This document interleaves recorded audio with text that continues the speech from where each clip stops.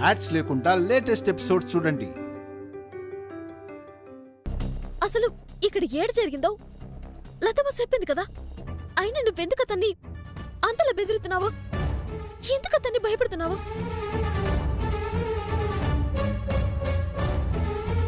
Sir, ఇప్పటిదాకా మీరంటే నాకెంతో గౌరవం ఉండేది. అనవసరంగా ఒక వ్యక్తి మీద నోరు జారి ఆ గౌరవాన్ని పోగొట్టకండి సార్. చాలు.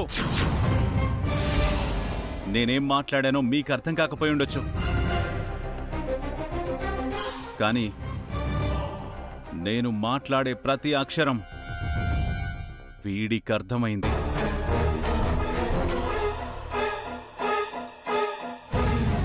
వీడెవడో నాకు తెలియకపోవచ్చు, వీడికి నాకు మధ్య సంబంధం లేకపోవచ్చు,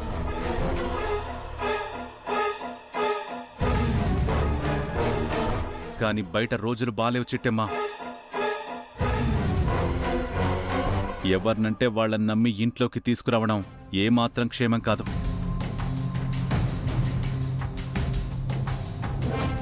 మీ మంచి కోసమే చెప్తున్నాను. నేను మీ మంచి కోరేవాణ్ణని మీరు నమ్మితే వీణ్ణి సాధ్యమైనంత దూరం పెట్టండి. లేదు అనుకుంటే మీ కర్మ మీరు అనుభవించండి.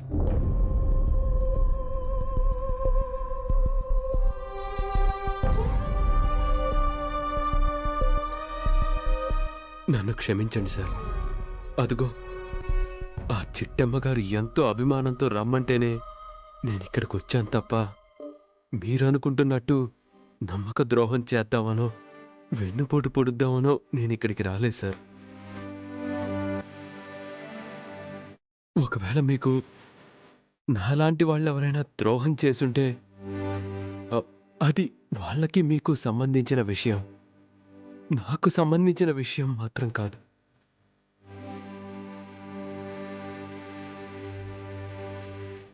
దయచేసి అందరినీ ఒకేలా చూడకండి సార్, ప్లీజ్.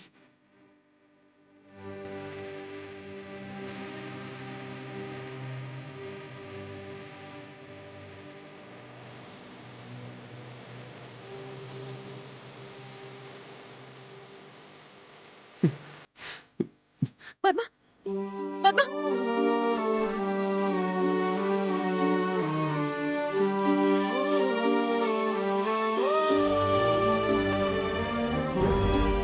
వీరనారాయణ గారు, ఏంటండి ఈ పంచాయితీ? వాడెవణ్ణో మా చిట్టమ్మ తీసుకురావడమేంటి? మీరేమో వాణ్ణి నోటికొచ్చినట్టు తిట్టడమేంటి? వాడేమో ఏడుస్తూ అలా వెళ్ళిపోవడమేంటి? అసలిదంతా మా ఇంటి ముందు జరగడమేంటి? మా కర్మ కాకపోతే. అమ్మా, ఆయనకి తిట్టాలనిపించింది తిట్టారు, అతనికి ఏడవాలనిపించింది ఏడ్చాడు. నీకు నవ్వాలనిపిస్తే నవ్వు, బాధ అనిపిస్తే ఏడువు. అంతేకాని ఆయన సంగతి తెలిసి కూడా ఆయన్నెందుకమ్మా ప్రశ్నిస్తావు? నోర్మోయ్. సారీ చిట్టెమ్మా, నువ్వందర్నీ గుడ్డిగా నమ్ముతావు. నీకు ఎలాంటి సంబంధం లేకపోయినా అభిమానిస్తావు, ఆదరిస్తావు. కానీ నీ మంచితనాన్ని, మానవత్వాన్ని అర్థం చేసుకునేంత గొప్ప మనుషులు ఈ లోకంలో చాలా తక్కువమ్మా.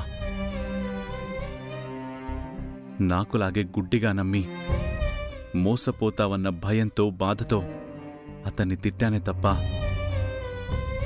అతని మీద నాకేమీ వ్యక్తిగత ద్వేషాలేవీ లేవమ్మా. మీ ఇంటికొచ్చిన వ్యక్తిని నేను తిట్టడం తప్పే. అలా అని మీరు అనుకుంటే నన్ను క్షమించండి. అచ్చా బాబాయ్, నువ్వు నా సొంత బాబాయ్ లాంటోడివి. నువ్వేం చేసినా మా మంచి కోసమే చేస్తావని నాకు తెలుసు బాబాయ్. నేనెందుకు మిమ్మల్ని అపార్థం చేసుకుంటాను?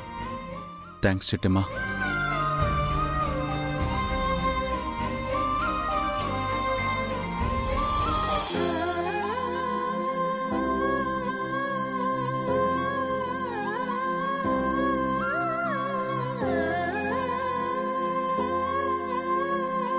అమ్మా, టాబ్లెట్స్ వేసుకున్నావా?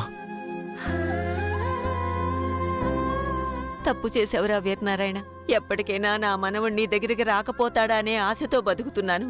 నువ్వు ఆ ఆశ మీద నీళ్లు చల్లి నీ చెల్లెల కుటుంబాన్ని మరింత దూరం చేసుకుంటున్నావురా.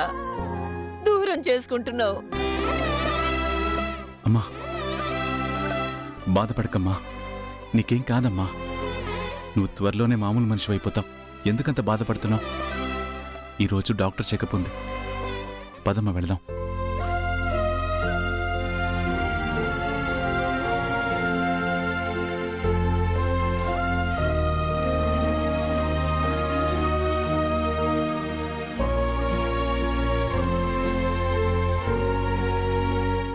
ఏంటో రకరకాల దరిద్రాలన్నీ నా ఇంటి ముందే చూడాల్సొస్తుంది. ఇదంతా నా కర్మ. అయిపోయింది కదా, నడవండి.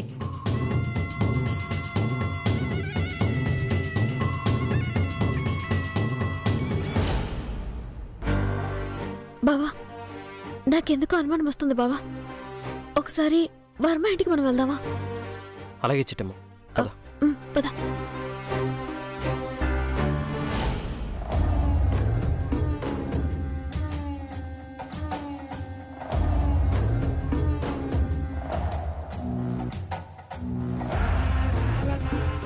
ఒరే అవతారం, ఆ వీరనారాయణేంట్రా ఆ ముష్టోణ్ణి పట్టుకొని తన సొంత బంధువుని తిట్టినట్టుగా, సొంత అల్లుణ్ణి తిట్టినట్టుగా అంత క్లోజ్గా తిట్టాడు? అవునక్క, ఆ ఏర్నారాయణ తిడతంటే ఆ ముష్టోడు కూడా మారు మాట్లాడకుండా మౌనంగా ఉండిపోయాడు. అవును సార్, నాకు తెలిసి వాళ్ళిద్దరి మధ్య ఏదో బంధుత్వం ఉంది సార్.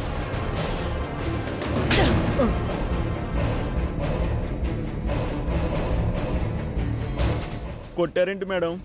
కొట్టాలా కొయ్యాలా? ఆ వీరనారాయణ జమీందారు, ఈ వర్మగాడు రోడ్డు మీద అడుక్కు తినే ముష్టివాడు. జమీందారికి ముష్టోడికి బంధుత్వమేంట్రా? మీరు చెప్పేది నిజమే మేడం, కాకపోతే వాళ్ళిద్దరి మధ్య ఏదో జరుగుతుందనిపిస్తుంది మేడం. నిజమే అక్క, ఆ ఏర్నారాయణేమో రేసుకుక్కలాగా బౌబౌమని అరుస్తా ఉంటే ఈ ముష్టోడు కనీసం మాట వరుసకైనా ఎదురు తిరగలేదు. నాకు తెలిసి వాళ్ళిద్దరి మధ్య ఏదో సంబంధం ఉందక్క. కరెక్టేరా తమ్ముడు. అది యజమాని యాచకుడికి మధ్య ఉన్న సంబంధమా, లేదంటే గతంలో ఈ ముష్టివాడేవైనా దొంగంటావా? కరెక్ట్గా చెప్పారు మేడం, నాకు కూడా అదే అనుమానం వచ్చింది.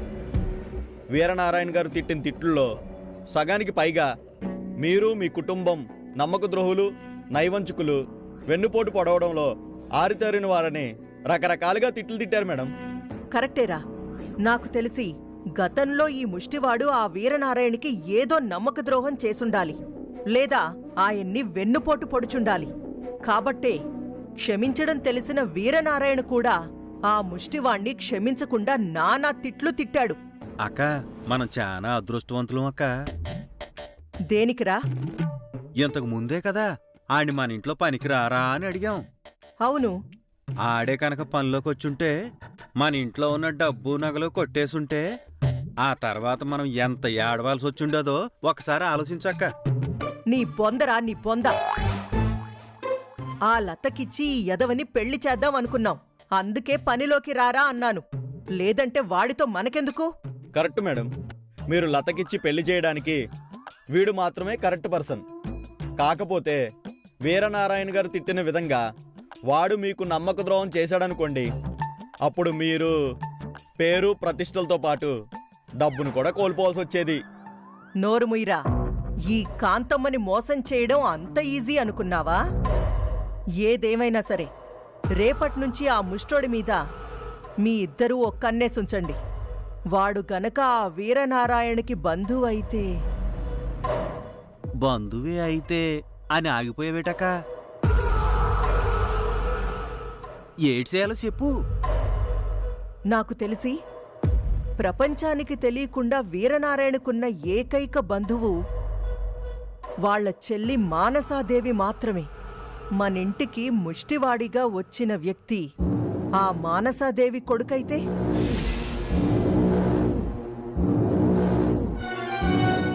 అదే నిజమైతే వాణ్ణి లేపేయండి. లేదంటే మనం నమ్మినట్టుగా నిజంగా వాడు ముష్టివాడే అయితే మన లతకిచ్చి పెళ్లి చేయండి. సూపర్ అక్క. నాకు తెలిసి 100% ఆడు మానసాదేవి కొడుకైతే కాదు. అలా అని ఎలా చెప్తావ్? ఎహే, ఆ మానసాదేవి మొగుడు మాత్రం తక్కువడేటి. ఏర్నారాయణకున్నంత ఆస్తి లేకపోయినా ఇంచుమించు ఏర్నారాయణకి పోటీగాడే కదా. ఆస్తులైతే ఉన్నాయి కదక్క. అవును, ఉన్నాయి.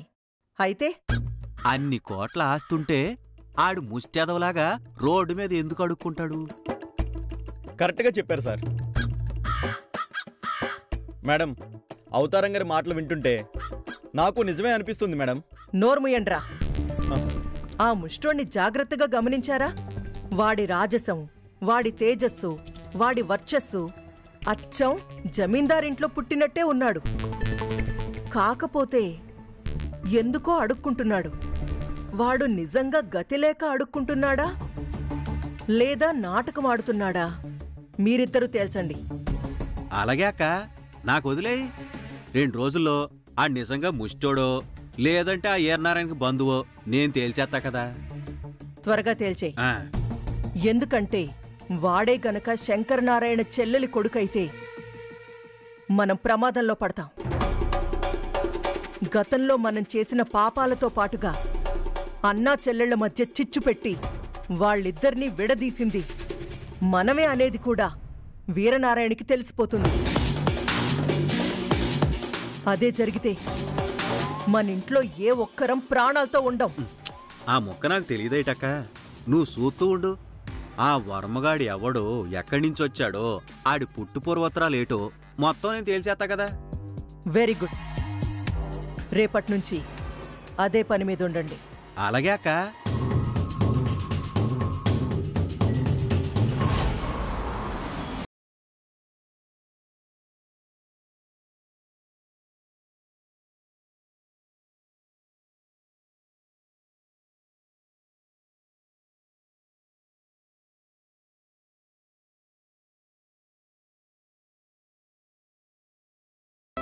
పాపం వాళ్ళ మావయ్య గారు తిట్టిన తిట్లకి మన జమీందార్ గారు ఎంతలా ఏడుస్తున్నారో ఏంటో. అవునన్నా, మన సార్ని వాళ్ళ మావయ్యన్ని మాట్లాడేసరికి నిజంగానే నాకు కోపం వచ్చింది. కాకపోతే సార్ మొహం చూసి ఊరుకున్నాను. ఒరేయ్, లేకపోతే ఏం చేస్తావురా? ఆ వీరనారాయణ గారి సంగతి తెలుసా? నరికి పారేస్తారా? కాస్త జాగ్రత్త.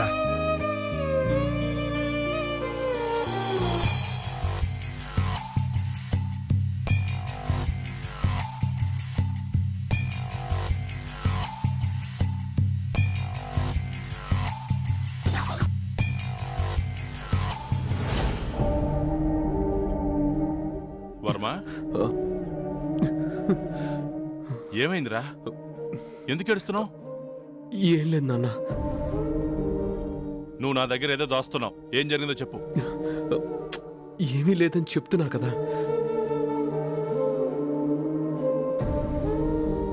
అరే, మీ అమ్మకు జబ్బు చేసింది, ఎంతకాలం బతుకుతుందో తెలీదు అని డాక్టర్లు చెప్పినప్పుడే నువ్వు కన్నీళ్లు పెట్టలేదురా. ఎందుకో తెలుసా? నువ్వు కన్నీళ్లు పెట్టడం మీ అమ్మ చూస్తే తట్టుకోలేదని. మరిప్పుడు ఎందుకు ఏడుస్తున్నావు? చెప్పరా, చెప్పు. నాన్న, గుండెల్లో పుట్టే బాధని గొంతు దాటకుండా ఆపగలిగాను, కానీ కళ్ళల్లో పుట్టిన కన్నీళ్ళని కనుపాప దాటకుండా ఆపలేకపోయాను నాన్న. అదేరా, ఎందుకు ఆపలేకపోయావు? ఎందుకంటే ఈరోజు నా మేనమావ నన్ను అనరాని మాటలు అన్నాడు నాన్న.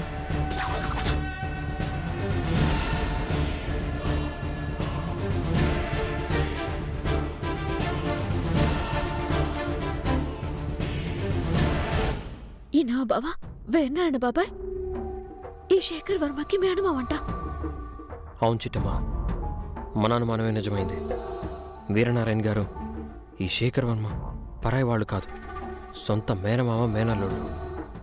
అవును బావా, అంటే శేఖర్ వర్మ కన్న తల్లే వీరనారాయణ బాబాయ్ సెల్లా. ఇంకా అనుమానం ఏంటి చిట్టమ్మా? నీ అనుమానమే నిజమైంది. ఏడి బావా ఇది? శంకర్ నారాయణకి రక్తం పంచుకు పుట్టిన సెల్లెలు మానసదేవా. వీరనారాయణ బాబాయ్ సెల్లి ఈ శేఖర్ వర్మ తల్లా. ఏమన్నాడు రా? ఆ మూర్ఖుడు నీ గురించి ఏమన్నాడు చెప్పరా? ఏమంటాడు నాన్న? అనడానికి ఆయన దగ్గర ఏముంది? ఎప్పుడు ఆయన అనే మాటే, ఎప్పుడు నేను వినే మాటే. మీరు నమ్మక ద్రోహులు, నయవంచకులు, వెన్నుపోటుదారులు అని ఆయన నోటికొచ్చినట్టు నిందించారు నాన్న.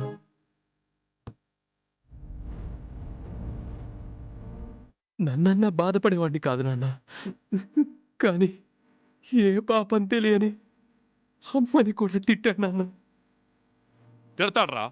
వాడు చదువు సంస్కారం ఉన్న మూర్ఖుడు, డబ్బుందన్న అహంకారంతో ఎగిరిపడే ఒక రాక్షసుడు. వాడికి మనుషులు అవసరం లేదు, మానవ సంబంధాలు అక్కర్లేదు. మనిషి జాతిలో బతికే మృగాలు వాళ్ళు. అయినా వాడు నీకెందుకు కలిశాడ్రా? ఎక్కడ కలిశాడ్రా చెప్పరా? అది అది అది మాట్లాడవేంట్రా? చెప్పు. అసలు వాడికి ఎందుకు కలిశాడు, ఎక్కడ కలిశాడు? అది నేను చెప్తాను సారా.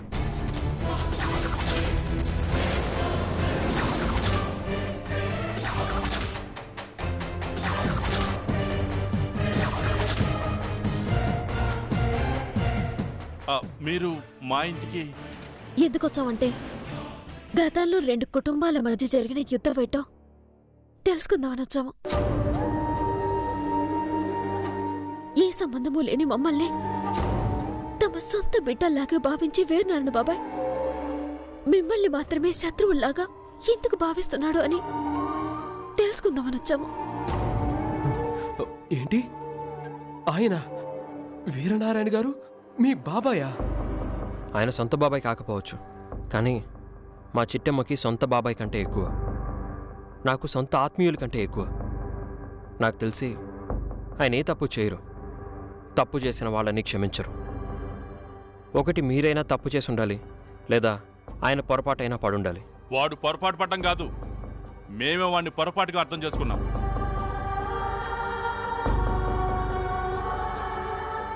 వాడు ఒక మనిషి అని భావించాం,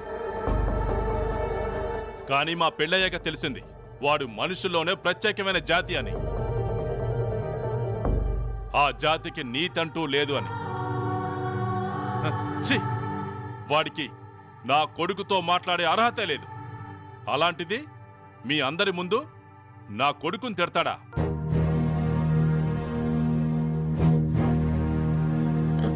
ఇలా మాట్లాడుతున్నానని తప్పుగా అనుకోకండి. నాకు తెలిసి వీరనారాయణ బాబాయ్ కుటుంబం మంచిదే, మీ కుటుంబం మంచిదే. అలాంటి 2 కుటుంబాల మధ్య చిచ్చు రావడానికి కారణమేటో ఆయన ఎలాగో చెప్పరు. కనీసం మీరైనా చెప్తారా? చెప్పాల్సిన అవసరం మాకు లేదు.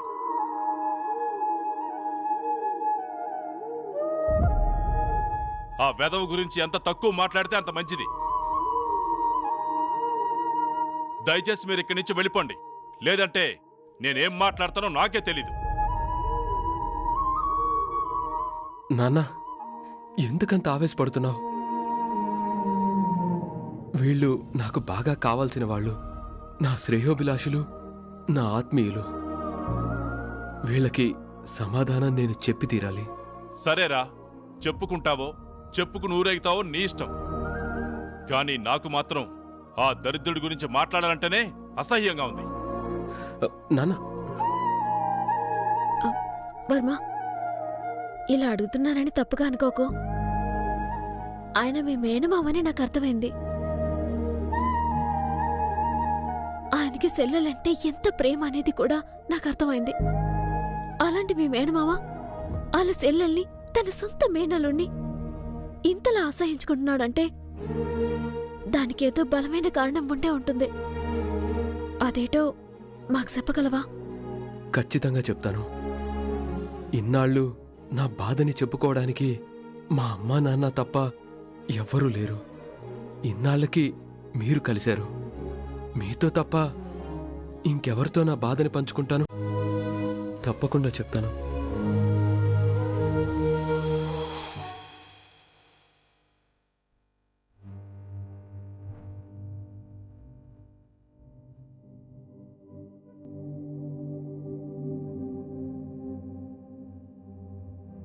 జమీందారీ వంశంలో 5 తరాల తర్వాత పుట్టిన ఏకైక ఆడపిల్ల మా అమ్మ. దాంతో అందరూ ఎంతో అల్లారు ముద్దుగా మా అమ్మని పెంచారు. 2 అన్నల మధ్య మా అమ్మ ఎంతో గారభంగా పెరిగిందంట. మా పెద్ద మావయ్య శంకరనారాయణ గారికి, మా చిన్న మావయ్య వీరనారాయణ గారికి మా అమ్మంటే పంచ ప్రాణాలంట. తన చెల్లిని తమ వంశానికంటే 100 రెట్లు గొప్పగా ఉండే వంశానికి కోడలిగా చెయ్యాలని కలలు కనేవాళ్ళట. తలరాతో మా అమ్మ నిర్ణయం తెలియదు కానీ మా అమ్మ నాన్న ప్రేమించుకున్నారు. ఇంతలో ఏం జరిగిందో తెలీదు. మా అమ్మ నాన్న మా మావయ్యలకు తెలియకుండా లవ్ మ్యారేజ్ చేసుకున్నారు. ఆ అవమానం భరించలేక మా తాతయ్య గారు గుండెపోటుతో మరణించారు. అచ్చో!